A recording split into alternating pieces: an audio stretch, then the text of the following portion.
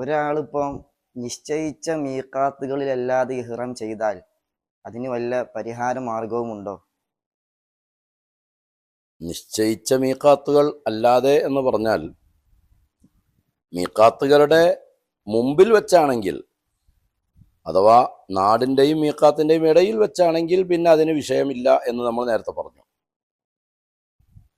പക്ഷെ മീഖാത്ത് കഴിഞ്ഞ് വിട്ടുകടന്നു എന്നിട്ടാണ് ഇഹ്റാം ചെയ്യുന്നതെങ്കിൽ എന്നതായിരിക്കും നിങ്ങൾ ഉദ്ദേശിച്ചിട്ടുണ്ടാവുക എന്നാണ് ഞാൻ മനസ്സിലാക്കുന്നത്.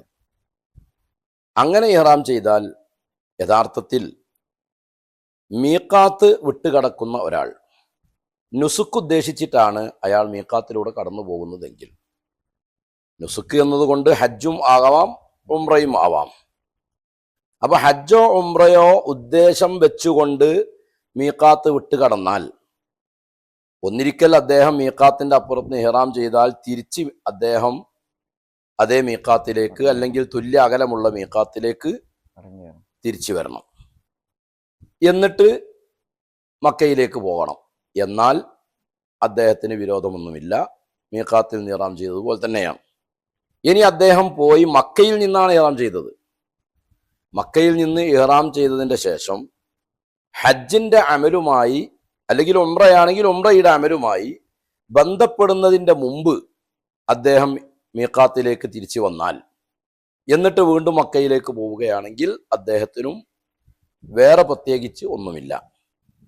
നേരെ മറിച്ച് ഹജ്ജ് ഉദ്ദേശിച്ചുകൊണ്ട് അല്ലെങ്കിൽ ഉംറ ഉദ്ദേശിച്ചുകൊണ്ട് ഒരാൾ മീഖാത്തിലൂടെ കടന്നുപോയി, എന്നിട്ട് മക്കയിൽ എത്തിയിട്ടോ അല്ലെങ്കിൽ മക്കയിലെത്തുന്നതിൻ്റെ മുമ്പ് തൻഈമിൽ വെച്ചോ അല്ലെങ്കിൽ ജിദ്ദയിൽ വെച്ചോ ഒക്കെ ഇഹ്റാം ചെയ്താൽ അവര് അറവ് നടത്തേണ്ടി വരും.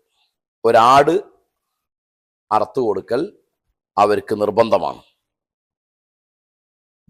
ഇപ്പൊ ചില ആളുകളൊക്കെ ഉംറക്ക് പോകും, വിസിറ്റിംഗ് വിസ അടിച്ചുകൊണ്ട് പോകും. അധികവും സ്ത്രീകളാണ് ഇതിൽ കുടുങ്ങാറുള്ളത്.